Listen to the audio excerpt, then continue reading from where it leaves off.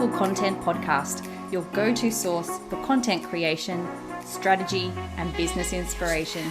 I'm your host, Mel Daniels, content strategist, coach and speaker, empowering women across the globe to grow their business with powerful content that connects, nurtures, and converts. So if you're ready to create standout content that gets you noticed and remembered, or build an aligned audience who love you and are ready to buy from you, you're in the right place. I believe that content has the power to connect us all. It's up to you how you use it. Listen in for genuine and insightful chats with guests, as well as practical tools and strategies from me. It's so lovely to have you here. Let's dive into the show.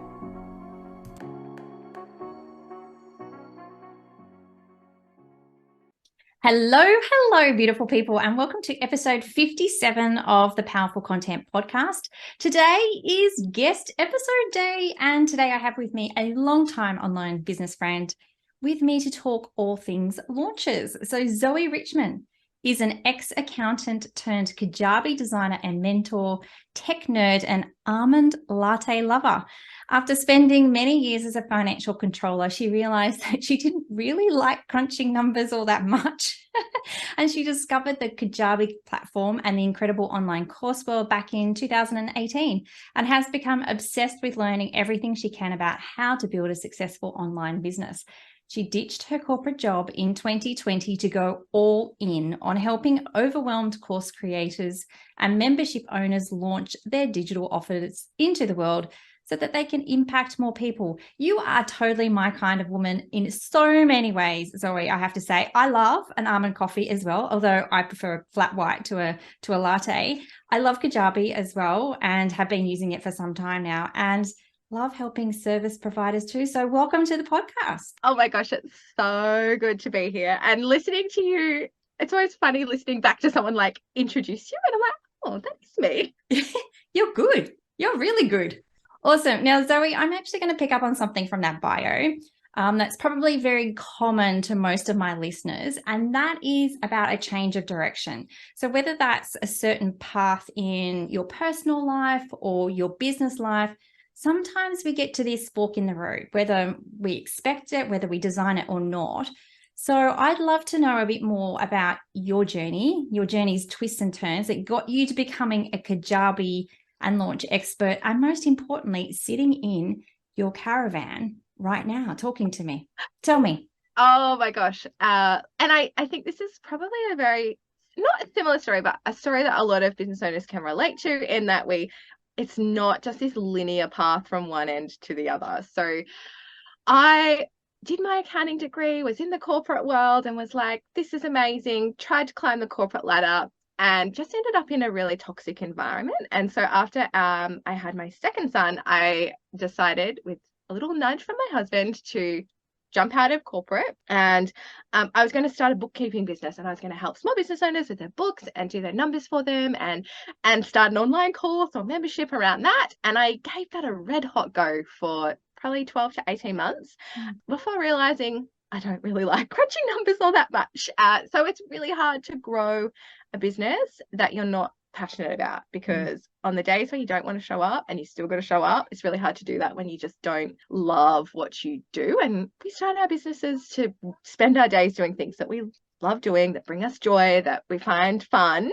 So I detoured again into the world of Kajabi course creation and became a service provider basically for course creators who were struggling with the tech side of it, because I actually really enjoyed building websites, designing things, putting, funnels together, all of that kind of stuff. So in 2020, went all in on that, which was really scary. And there was lots of uncomfortable conversations with, family members, friends around, oh, but you spent all that time at uni, you've got all these degrees, you spent all this money, and now you're not even doing that. So that was an interesting time, but honestly, probably one of the best decisions that I ever made, because since then, everything has become a lot, not easier, but it's been a lot more smooth sailing. A lot more opportunities have come my way, which just showed me that this is where I'm meant to be. And building a business that is really hard was not where I was meant to be. And then fast forward another 12 months. And in 2022, we set off on a family adventure traveling around Australia. And I wouldn't have been able to do that if I hadn't have ditched my corporate job, if I hadn't discovered the world of online business, because it has allowed me, I still work on the road, I still service all my clients, I run my membership, I run my 12-week program, all from my caravan. I think that is amazing as well, that you are sitting right now as we speak in your caravan, and that you share this space with your family on a daily basis, but you still get to service your beautiful clients and work with all the people that you want to work with and still have such an amazing life. It's truly a life by design, I think, that you've created. Yeah, yes. And sometimes it's definitely a juggle and a challenge. And like, it's not all sunshine and rainbows, like working from the beach on your laptop. Like, there's internet issues, there is client deadlines that you're like, I really want to go and hang out at the beach, but I do have to get this done because the client's launching next week. So there are all the normal struggles that you would have in a day-to-day, in your business. But I'm definitely trying to lean into the life by design and the family first and doing the things that we love first, because I don't want to get to 50 or 60 and be like, oh, I wish I had have spent more time with the kids, or, doing those things that I really enjoy doing. I've just worked really hard for the last 20 years, and yes, I've got maybe a full bank account to show for it, but yeah, it's definitely we're all about the experience here and trying to make the most of every single day. Awesome. I love that so much, Zoe. That's just amazing. We're here today to talk about launches and to talk about your favorite platform as well as part of that. Now, I feel like launching is something that we all do, whether we actually realize it or not. So it can really be as simple as promoting, a new offer that we may have, or it can be as big as we want to make it. So, that's around a launch event of some description, whether it's a challenge or a webinar, includes a runway and all the things that go with it. But if we're consciously looking at launching our offers, I have a feeling that you may think that we make it hard for ourselves. Do we make it hard for ourselves? We do. And like, I just think we like to overcomplicate things. We've got all these ideas in our brains. We are inundated with ideas and strategies from people around us through social media, through different coaching programs that we join, and everyone's got their own kind of spin on it. So we like to make things complicated for ourselves. We don't think I think more often than not, we have the mindset of launching has to be this big, stressful, complicated thing, instead of just taking the simplified path, which is like, let's just make it fun, do what feels aligned, and the parts that we enjoy. And maybe that isn't the 7-step strategy that Amy Porterfield's teaching or that James Whitmore's teaching. Maybe it's just putting our own little spin on it and doing what we like. I was only having a conversation with someone yesterday about how they got caught up in that online she's part of a group program, and she got caught up in their strategy and what they were teaching, instead of just coming back to what she already knew was the right way for her.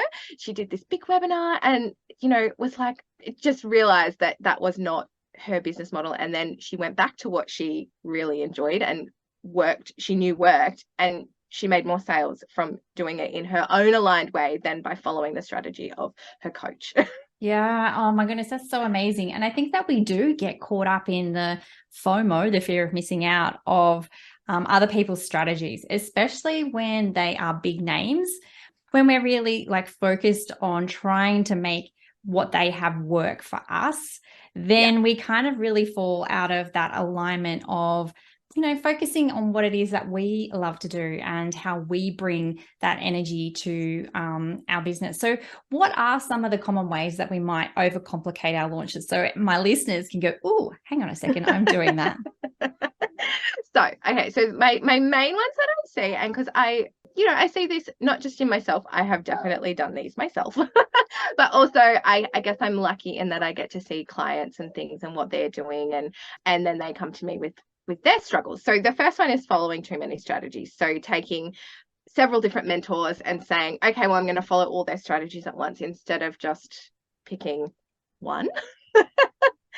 The second way is feeling like we need to have like a little bit like shiny object syndrome. So feeling like we need to have all of the tools, all of the software to launch our courses. And so like we need the deadline funnels, and we need the webinar jam, and we need the Kajabis of the world, and we want to do it all at once, when really I would say just one. But we'll get into that in a minute. Leaving everything to the last minute. This is like, we as entrepreneurs, we get these ideas and we want to action them all straight away. And so we think, oh, cool, I've got this idea, I want to launch next week, instead of being realistic with our time. Because like leaving anything to the last minute, I don't know, uni assignments, school projects, whatever it is, it just spells stress and overwhelm to me. So definitely one thing that I see. And flying blind and winging it with no strategy. So I've talked about following too many strategies. The other end of that is then having no strategy and just kind of going, oh, I'll just try a little bit of this, and I'll try a little bit of sort of like that spaghetti throwing type of thing. Now I'm all for winging it, but sometimes we just have to have a little bit of an action plan, like where are we heading? What's the goal? And what are a few of the steps that we're going to take to get there? And then the fifth one is recreating the wheel each time we launch. So instead of taking the parts from our launches that worked really well and just repeating them, tweaking and refining each launch, I see so many people thinking that they need to recreate everything from scratch every time, writing brand new emails every launch, creating a new webinar every time they launch, running a new training session. You don't need to recreate the wheel every single time we launch. Definitely don't need to do that. Yes. I'm a little bit guilty of that, I think, sometimes, Zoe, as well. So let's just talk about this point for a little second, because I feel like a lot of people do this with their content in general as well. They recreate the wheel instead of, repurposing or reimagining their content across their content ecosystem. They create something new every single time, which, increases the workload, increases the stress, increases the overwhelm, and then you end up doing nothing because you just feel so totally overwhelmed with it all. So I think that a question that some of my listeners may have, Zoe, is you've just said not to necessarily recreate the wheel every single time, but I know that they will feel some resistance reusing exactly the same email or reusing exactly the same webinar each time. How can we shift our mindset from thinking, oh, no one wants to hear this because I've said it before, to, oh, this is amazing, maybe someone needs to hear it again? Yes. And this is a big thing. And again, like I can totally relate to that, like feeling like I've already sent these emails out. People don't want to read the exact same thing again. But I guess if we come back to it, like depending on how long in between your launches as well, like I haven't launched for over 6 months now. And so someone is not going to remember word for word, even my, raving fans are not going to remember word for word what I wrote to them last launch. So I probably wouldn't send the same emails for all 4 of my launches over the year, but definitely I would tweak. So I might tweak my subject line and just tweak some of the promise and the message behind the email might be exactly the same thing, but I might rewrite the introduction and the call to action, and my points might be exactly the same in between those two things. So it feels different, but it's essentially the same thing that I sent last email or last launch. And when it comes to your webinar, maybe it's the same content, but just into a different title, so it feels different to the people that you're presenting it to. But again, people often need to hear things more than once before it's going to sink in, or before they're going to actually take action on it. So even though you feel like you're repeating yourself over and over and over again, the people in your community and in your audience, they probably need to hear that more than once before they're going to go, oh, that makes sense. Yes, that's so true. I think that sometimes we think that we're repeating ourselves so many times and we're just saying the same thing over and over again. But in reality, how many people actually see every single piece of content that we put out there, whether that's the email, whether that's the social media post, whether that's the blog, the podcast, or the video? How many people see every single thing that you put out there? And I would suggest that it's pretty low, given, some of the algorithms for the social media platforms. So I think that, we do get worried and caught up in that whole, I'm repeating myself so much. when people A, need to hear it, and B, may not have heard it in the first place anyway. So I think that there's some great tips there. I love also how you just mentioned that we should think about the time between our launches in relation to that repurposing or reusing exactly the same content as last time, because it is so true. It is so true. And I think that if you look at it from a personal perspective, do you ever remember the emails that someone sent a year ago? I don't think so. Like, no. If you do, congratulations, you have a photographic memory, but you may get the gist of the same message, but I don't think that you necessarily remember that it was exactly the same thing. So with your launches, you were saying that there's 6 months in between them. So, that's heaps of time for people to A, forget about what you said, and B, to really start letting your message sink in over that time, because you're contacting them regularly, you're nurturing them, et cetera, et cetera. So it really gives them that opportunity to let the message sink in. So I think that is a really great point as well. So we talked about the 5 things there. There's following too many strategies, having that shiny object syndrome, leaving things to the last minute, which, oh my goodness, that stresses me out. My husband and my daughter are very different. They love the last minute, not me. Flying blind or not having any strategy and then recreating the wheel every time. So they're kind of some of the ways that we look at overcomplicating our launches. So now that we can see those things or identify those things potentially in our launches, what's the answer? How can we make it more simple and more fun? And I know that you've got answers for us here, Zoe. That's my thing. And I like simple and fun. So the first thing is come up with your launch plan and your launch strategy. So for you, if you don't like live launching, don't do a live launch. So pick something that you enjoy, that your audience will relate to, and roll with that. And so there's your plan. There's your and what I suggest you do is create yourself like a bit of a timeline. So, and that kind of rolls into that other one about leaving everything to the last minute, because if you've got your plan and you know what your launch plan is, then you can start to create your timeline on, okay, well, these are all the things that I need to get set up for my launch, because it is not just a case of saying, hey, I'm just going to, host a webinar next week and,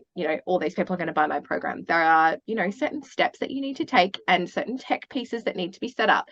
So when you've got your plan, you can come up with your launch timeline on, okay, this week I'm going to focus on setting this part up. And that's a big part of my philosophy and what I teach as well, is that we can do it one step at a time. So don't try and do everything all at once and be like, well, this week I've got to write my sales page copy, design my sales page, write my webinar script and create the slides all in 1 week, because realistically, with all of the other hats that we wear in our businesses, it's not possible. So by giving yourself enough of a runway in between launches, you're probably going to have a much more successful launch, because you'll have done all the work leading up to the launch, and a lot of that launch work is done prior to launching, not in our launch period, and you'll feel so much more like calm leading into the launch, which energy is a big part of launching as well. So come up with your launch plan and give yourself your launch timeline so that you can tick off each week, pick one project, do the lead generation funnel. Great, we've got that done. Now I'm going to write my sales emails. Now I'm going to, tweak my course portal. So each week you can focus on sort of one part of your launch instead of trying to do everything at once. And the third one is just pick one software. So each time you launch, you might want to add in a different layer, for example. So when you're first starting out, you don't need Webinar Jam, Deadline Funnel, and Kajabi, plus a Facebook group to have a successful launch. You don't want to be learning how to use, everyone knows how to use Facebook, but you don't want to be learning how to use all 3 of those platforms at once if they're all brand new to you. So each launch, just pick one, and then each time you launch, you can add in a different layer. So maybe for the first launch, it's just, okay, I'm going to set up Kajabi for my course portal, and that's where my course is going to live. So that's where that's the tech I'm focusing on this time. And then maybe you want to add in something like running a webinar through Webinar Jam or Demio, but you don't have to do them all at the one time. And that's where that shiny object syndrome comes in, because we see, Mel's over there launching her course and she's doing a webinar on Demio. Well, maybe I want to try Demio. And then you realize how many things you've got to set up to actually connect it to, to your email platform. So just pick one. And I just am such a firm believer that having those things is nice, but it doesn't mean that you're going to sell more of your course. And I think that's an important kind of thing to remember, is that the software you choose doesn't necessarily mean that you're going to, make more sales. Oh my goodness, so many juicy things in there, Zoe. I'm going to pick up on one thing if I can.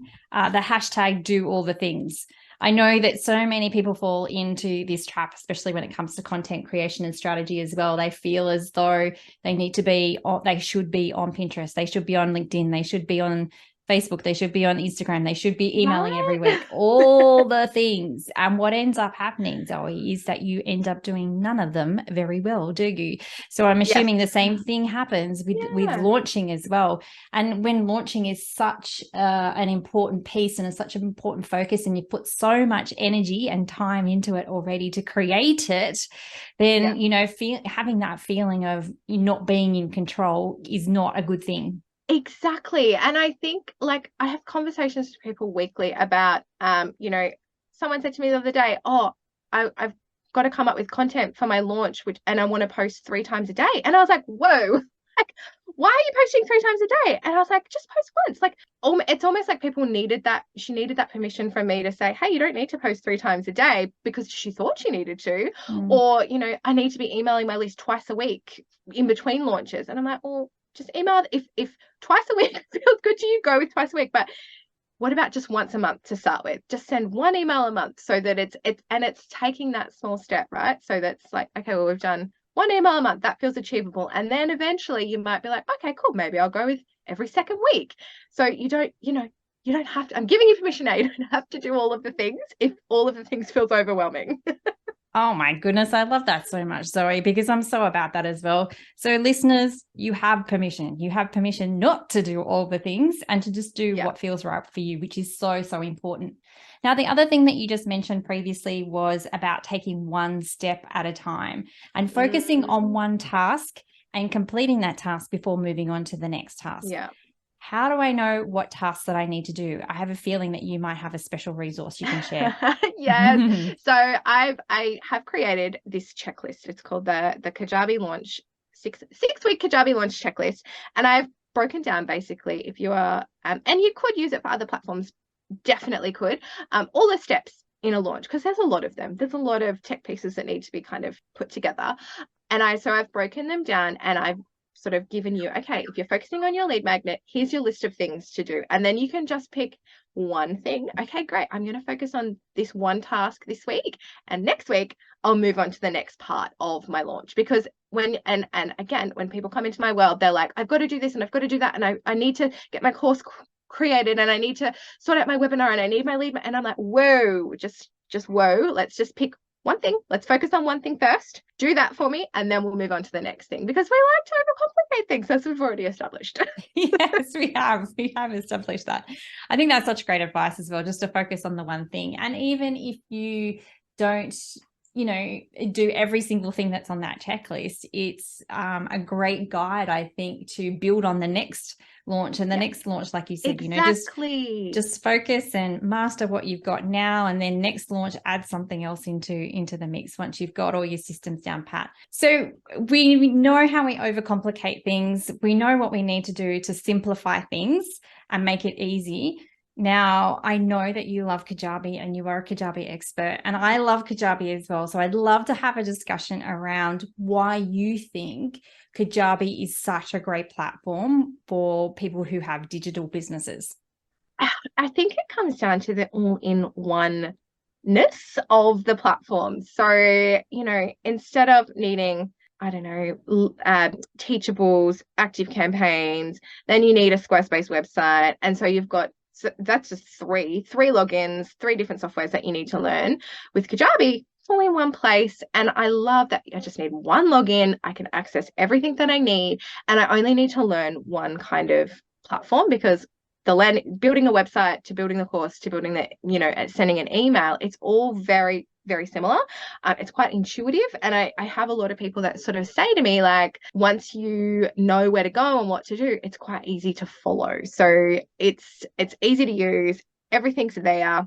Yes, it is a little bit expensive in terms of website hosting and those kind of things. But I actually had someone do the math and they were like, I added up all of the plugins and all of the other software that I needed, and it worked out very similar, if not more expensive, to have all of the other softwares versus just having the Kajabi basic plan. So I've only ever had a website on Kajabi, even before I had courses and memberships and all of those kind of things, because I could see the long-term benefit of having everything in one place and not needing to rebuild it on another platform. So if I started on Wix and I knew that we were doing this trip that we're doing, and that I would eventually have a membership and a course, I didn't want to have to rebuild everything on Kajabi eventually anyway.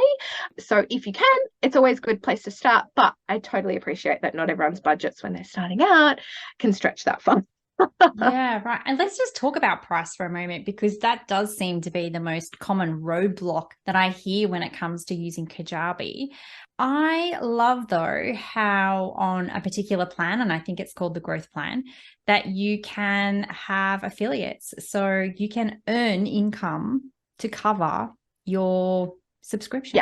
Yes. So with Kajabi will pay you commission if you share the Kajabi link with your audience and someone signs up. And it's quite generous actually too. It's 30% of their monthly subscription. So you can definitely offset a lot of your monthly fee if you're, especially in the digital space, and other course creators or membership owners who are thinking about Kajabi. So that can definitely be a good way to kind of offset and bring down your monthly subscription. But I think too, there's mindset behind investing in your business as well, isn't there? Like it's like it makes you kind of feel a bit more grown up, and oh, I've got my website on Kajabi, or I host my course on Kajabi. It's like that's where all the gurus like to host their courses. So, but yeah, there is some mindset behind it too. Yeah, definitely. And it's around that whole investing in yourself and investing in your business in order to get the outcomes that you want to get in the long term. So yeah, appreciate that. Totally appreciate that. Now, Zoe, if people want to learn more about using Kajabi to launch, how can they do that with you? If you are one of those people that is poor on time, I can build and design your course, your website for you. I have a membership for Kajabi course creators who are looking to DIY their launches, called the Kajabi Launch Club, which is a super fun place to come and hang out. And that's where that one step at a time really comes in, because memberships are super overwhelming, right? So we just focus on one thing each week, so that it's not quite such a big thing. And we can also launch together over my 12-week group program, which is the Kajabi Launch Club Next Level. So that's if you're short on time and want a little bit more accountability, and we go together. It's a kind of like a hybrid container where there's some done for you one-on-one parts, but then there's also you guys need to put in the work as well. So it's probably the quickest way to get you from idea to launch in 8 to 12 weeks. So that's my favorite way to work together. Absolutely brilliant. So listeners, if you are thinking of using Kajabi at all, then make sure you check out Zoe and her amazing offers, because I know that she is such a wealth of information and she will be able to help you go from that idea and launch simply and with fun as well, all through using Kajabi. So thank you so much for coming on the podcast today. But before we go, Zoe, I have a question that I ask all of my guests, and that is around your superpower. I love it. I love it when women own and use their superpowers. So what do you think is your superpower? Yes. Okay. So I was trying to articulate this, and it's in my ability to simplify and make people feel calmer. So often people will say to me like, oh my God, I just feel so much better after you've just explained something to me, or after you've broken it down for me. So I think it's about taking tech, for example, and putting it into simple people's languages, and just simplifying it so that you don't feel like we're talking gobbledygook, and you can just feel a little bit calmer. Even in my corporate career, often people said that I would take accounting concepts and just explain them in normal people language. So I think I'll own that one today. Yeah, I think you should. That's awesome.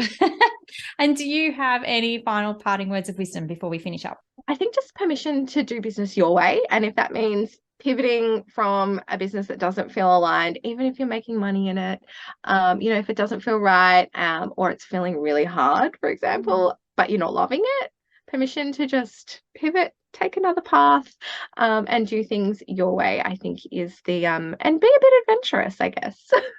Brilliant, brilliant parting words of wisdom there, Zoe. I love it so much. Thank you. No, thank you so much for coming on the podcast today and sharing your wisdom with my listeners. I truly appreciate you being here. Thank you for having me. It's been so much fun chatting all things Kajabi, all things launching. It's been amazing. Thank you. Thanks so much for listening. That's it for another week.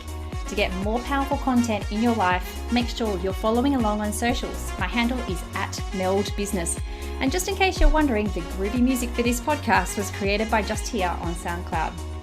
I'd also be super grateful if you took a moment to rate and review this podcast so more amazing women like you can experience the power of content. And if you're like, hell Mel, stop talking, I'm ready to work with you now, here's how we can work some powerful content magic together. Firstly, come and join the Content Effect, my membership inspiring women with service-based businesses to ditch the content chaos and start creating stand-out content that gets you noticed and makes sales. You can join us by using the link in the show notes or just Google the Content Effect. The second way we can work together is via my one-on-one packages. We can create a sustainable content strategy or start to build out your client journey. It's up to you.